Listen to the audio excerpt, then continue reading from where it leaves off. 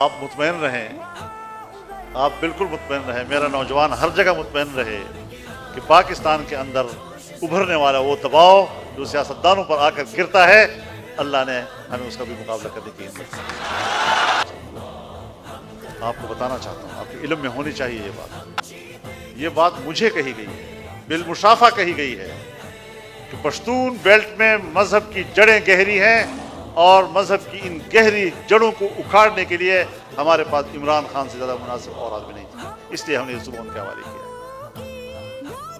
اب اس ذہنیت کا مقابلہ کرنا ہے یا نہیں کرنا؟ اپنے نوجوان کو تک رسائی کریں، ان کو کنونس کریں، ان کے ساتھ گفتگو کریں، ان کی اصلاح کریں، یہ آپ کی اب ذمہ داری ہے۔ آپ نوجوان ہیں، اپنے نوجوانوں کو، اپنے بھائیوں کو، اپنی نئی نسل کو آپ نے واپس اپنے اسلامی اقدار،